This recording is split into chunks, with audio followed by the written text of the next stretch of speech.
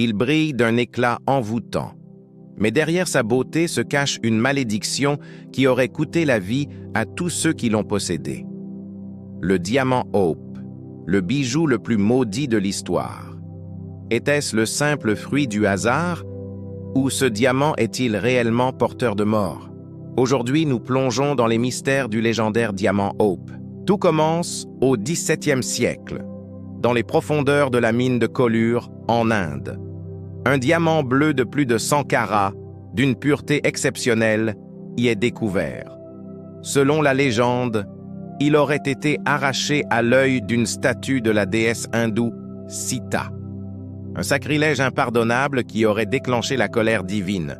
Peu après, le bijou est volé et vendu au marchand français Jean-Baptiste Tavernier.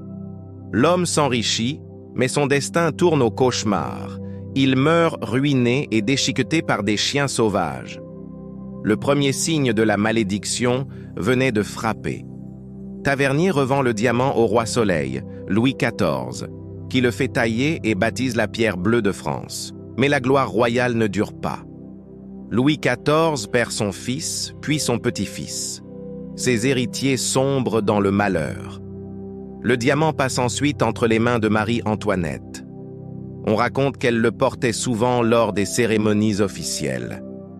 La suite, vous la connaissez. La Révolution française, la guillotine et la fin tragique du couple royal. Après la chute de la monarchie, le diamant disparaît mystérieusement. Pendant plusieurs décennies, plus personne n'en entend parler. En 1839, le diamant réapparaît à Londres, dans la collection d'un certain Henry Philip Hope. C'est à lui que la pierre doit son nom, le Hope Diamond. Mais la tragédie continue. Les descendants de Hope connaissent cette faillite, maladie et décès précoces. Puis, au début du XXe siècle, le bijou est acheté par Pierre Cartier, le célèbre joaillier.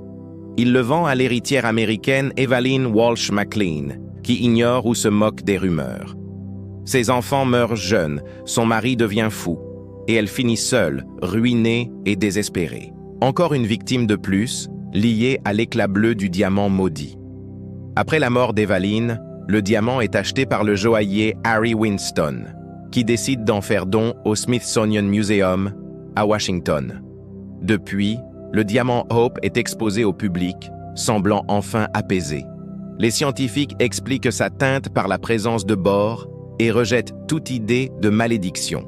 Mais certains visiteurs affirment ressentir une étrange énergie en sa présence. Et d'autres prétendent que les photos du diamant capturent des ombres inexpliquées. Superstition?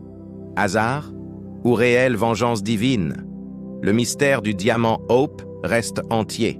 Ce qui est certain, c'est que sa beauté continue d'attirer et d'effrayer. Alors, oseriez-vous le porter?